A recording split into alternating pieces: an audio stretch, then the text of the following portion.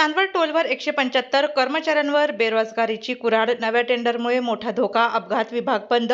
केवळ पेट्रोलिंग वाहनांवर भर. कर्मचाऱ्यांमध्ये तीव्र संताप. चांदवड टोल नाक्यावर नव्याने झालेल्या टेंडर प्रक्रियेमुळे तब्बल 175 कर्मचाऱ्यांवर बेरोजगारीची कुऱ्हाड कोसळली आहे. याबाबत चांदवड टोल कामगार संघटना व शिवक्रांती टोल कामगार संघटनेच्या वतीने केंद्रीय रस्ते मंत्री नामदार नितीन गडकरी व उपमुख्यमंत्री शिवसेनेचे एकनाथ शिंदे यांचे सचिव व चांदवड तालुक्याचे भूमिपुत्र भाऊसाहेब चौधरी यांना निवेदन दिले.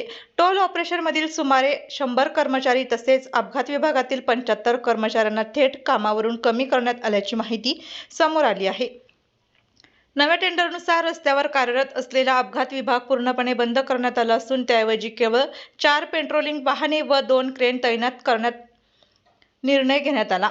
विशेष म्हणजे ही यंत्रणा चांदवड ते धुळे दरम्यानच्या सुमारे 120 किलोमीटर रस्त्यांसाठी असणार आहे. या व्यवस्थेत कोणत्याही कर्मचाऱ्यांचा समावेश नसल्याने सुरक्षेचा प्रश्नही निर्माण झाला आहे. दरम्यान रस्त्यावरील कामे सुरू असताना टोल वसुली मात्र सुरूच ठेवली जाणार असल्याचे सांगितले जात आहे. त्यामुळे एकीकडे रोजगार हिरावला जात असताना दुसरीकडे टोल वसुली कायम ठेवण्याच्या निर्णयावर कर्मचाऱ्यांमध्ये तीव्र नाराजी व्यक्त होत आहे. चांदवड टोलसह धुळे टोलवरही सुमारे 175 कर्मचाऱ्यांवर याचा परिणाम होणार असून एकूण 350 कुटुंबावर उपासमारीची वेळ येण्याची भीती व्यक्त केली जात आहे. याबाबत संबंधित कर्मचाऱ्यांनी अधिकाऱ्याकडे मदतीची आशा करत हा प्रश्न प्रशासनासमोर मांडण्याची विनंती केली. आम्हाला न्याय मिळवून द्यावा अशी भावनिक मागणीही कर्मचाऱ्यांकडून करण्यात येत आहे. या संदर्भात प्रशांत ठाकरे टोल कर्मचारी चांदवड, समाधान पाटील टोल कर्मचारी चांदवड, निलेश कुलकर्णी टोल प्लाझा कर्मचारी चांदवड आदी व शिवसेना नेते राजाभाऊ अहिरे चांदवड यांच्या कर्मचाऱ्यांना कामावरून काढून टाकले तर टोल प्लाझावर तीव्र स्वरूपाचे आंदोलन छेडले जाईल असा इशारा देण्यात आला. तर या घटनेचा आढावा घेतला डीजे महाराष्ट्र न्यूजचे मुख्य संपादक देविदास जाधव यांनी.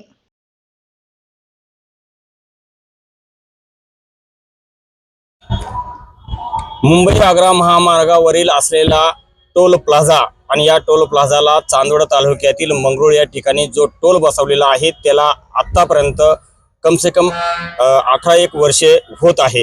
आणि त्या 18 वर्षामध्ये या ठिकाणी जे कर्मचारी आहे, जे नागरिक आहे, जे काम करत आहे ते आतापर्यंत त्यांना विविध डिपार्टमेंटमध्ये काम करत आहे, विभागामध्ये काम करत आहे. मात्र याला टोलला येत्या 16 मेला याचं टेंडर बदलणार आहे. त्या संदर्भामध्ये त्या जे कर्मचारी आहे त्यांना या टोलवरील जे कामाचे कर्मचारी आहेत त्यांना काढून टाकण्याचा त्यांना संदेश आलेला आहे. त्या संदेशामध्ये इशाऱ्यामध्ये त्यांना सांगितलेलं आहे. त्यामुळे यांच्यावर जे कामाच्या संदर्भामध्ये जे पोटावाला जी खळगी भरण्यासाठी ते इथं काम करत आहे त्याच्यावर त्यांच्या पोटावर जी कुऱ्हाड पडणार आहे, पायावर जी कुऱ्हाड पडणार आहे त्या संदर्भामध्ये आपण या टोल प्लाझावर आलेलो आहोत. आणि या टोल प्लाझामध्ये आपल्यासोबत काही बोलण्यासाठी या ठिकाणचे काही कार्यकर्ते आहे, काही कर्मचारी आहेत, त्यांशी संपर्क साधणार. दादा काय सांगाल तुम्ही? इथे टोल नाक्यावरती गेल्या 18-20 वर्षापासून कर्मचारी काम करत आहे. विविध पदावरती आम्ही काम करतो. कोणी अपघात विभागात, कोणी टोल ऑपरेशन मध्ये काम करतं, कोणी कलेक्शन मध्ये काम करतं, कोणी मेंटेनन्स मध्ये काम करतं. पण 18 वर्ष पूर्ण झालं. कन्सेशन अग्रीमेंट इरकॉन सोमाटोलिओ प्रायव्हेट लिमिटेडचं संपलं आणि आता तो BOT बांधा वापरा व हस्तांतरित करा या तत्वावरती 14 मे रोजी हा टोल नाका आणि इतर सर्व काही संस्था या नॅशनल हायवे ऑथॉरिटी ऑफ इंडियाला वर्गवणार. परंतु तत्पूर्वी त्यांची टेंडर प्रक्रिया राबवली. त्या प्रक्रियेमध्ये कर्मचाऱ्यांचा कुठल्याही प्रकारचा समावेश त्यांनी केलेला नाही. 2 टेंडर त्यांनी काढले, एक कलेक्शन एजन्सीचं व एक अपघात विभाग आणि मेंटेनन्सचं. तर अपघात विभाग व मेंटेनन्स मध्ये त्यांनी कर्मचाऱ्यांचा समावेश केलेला नाही आणि कलेक्शन मध्ये त्यांनी समावेश केला तर तो 170 पैकी 40-50 लोकांचा समावेश केलेला आहे. तर इतर लोकांच्या नोकरीचं काय, प्रपंचाचं काय? कारण एक माणूस जेव्हा कमवतो तर त्याच्या मागे खाणारे 4 लोक असतात. तर या सर्वांचे, आमच्या सर्व कर्मचाऱ्यांचे संसार उघड्यावर पडण्याची दाट शक्यता दिसते. म्हणून आम्ही सर्वांना भेटून, सर्व वरिष्ठांना भेटून हात जोडून विनंती करतो का टेंडर दुरुस्त करून आमच्या सगळ्यांचा समावेश करून घेण्यात यावा. त्याचप्रमाणे आलेले टेंडर जे आहे त्याची दुरुस्ती करावा असं त्यांनी सांगितलेलं. आम्हाला संपूर्ण कर्मचाऱ्यांना त्यामध्ये समाविष्ट करावा असे सांगण्यात आले. त्या संदर्भात आपल्यासोबत काही कर्मचारी आहेत. आता काय सांगाल? आम्हाला गेले 18 वर्षापासून आम्ही ह्या टोल नाक्यावर आज आमची रोजीरोटी चालू आहे. आणि अपघात विभागामध्ये काम करतो. अपघात विभागात मी ॲम्ब्युलन्सवर काम करतो.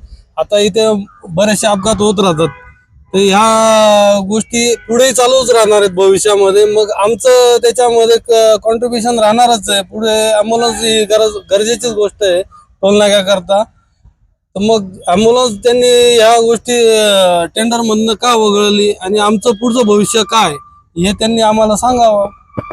रोड म्हटलं, रस्ता म्हटलं की त्या ठिकाणी अपघात, आणि अपघात म्हटलं की कुठल्याही व्यक्तीला दवाखान्यापर्यंत पोहोचवण्याचं म्हणून अँब्युलन्स काम करते. त्या संदर्भामध्ये आपल्यासोबत काही कर्मचारी आहेत, त्यांच्याशी संपर्क साधला. दादा काय सांगा? मी पेट्रोलिंग गाडीमध्ये असतो. कधी अपघात झाला त्यासाठी आम्ही त्याबद्दल पोचतो. रस्त्यावर काही अपघात झाला तर आम्ही त्या ठिकाणी पोहोचून पेशंटला दवाखान्यात टाकतो किंवा रोड क्लिअर करतो. आणि पब्लिकचा जर पोचलं, पब्लिक आम्हाला शिव काळजी करते, ते आम्ही साईन करतो. तरी आमच्यावर अन्याय होतोय, म्हणून नितीन गडकरी साहेबांना विनंती आहे की आमच्या अन्यायावर होऊ देऊ नका, तुम्हाला विनंती करून सांगतो. त्याचप्रमाणे या ठिकाणी या आढावा घेतला, त्या कर्मचाऱ्यांच्या संदर्भात सांगितलं. कर्मचाऱ्यांनी सांगितलं की आम्हाला कुठल्याही परिस्थितीमध्ये कामावर ठेवावा, जर कामावर ठेवलं नाही तर आम्ही उपाशी मरू. या संदर्भामध्ये आपल्यासोबत काही कार्यकर्ते आहेत, त्यांची संपर्क साधू. त्यांचा काय यापुढचं पाऊल राहणार आहे, ते काय यांना पाठिंबा करणार आहे, त्या संदर्भात आपण या ठिकाणी बोलणार. दादा काय सांगाल? या ठिकाणी कर्मचाऱ्यांचा रोजीरोटीचा प्रश्न आहे. त्यांना जर कामावून जर काढलं तर त्यांना आज उपासमारीची वेळ येणार आहे.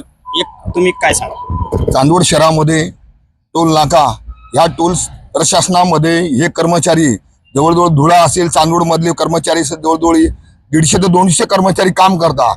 गेल्या 15 ते 20 वर्षामध्ये हे कर्मचारी काम करत आहेत सातत्याने. त्यांनी अतिशय जीव ओतून ह्या कष्टाने इथे काम, परिश्रमाने इथे काम करत आहे. पण आज टेंडर चेंज होत असल्याने आणि त्यांच्या मनामध्ये मोठ्या प्रमाणामध्ये भीती निर्माण झालेली आहे का आम्हाला कामावरून काढून टाकतील का काय. पण जर ह्या कर्मचाऱ्यावर जर कुठला जर अन्याय जर होत असेल तर हा आम्ही अन्याय कदापि खपून घेतला जाणार नाही. आज ह्या मुलांचं, ह्या कुटुंबाचं पालन पोषण ह्या सर्व कर्मचाऱ्यांचं यांच्यावर चालतं. आणि हे जर मुलांचं जर नोकऱ्या दिलं गेल्या, ह्या टोल नाक्यावरून जर कधी हे मुलं जर घरी बसले तर यांची उपजीविका कशी चालेल, हा एक मोठा प्रश्न ह्या कर्मचाऱ्यांपुढे पाडणार आहे.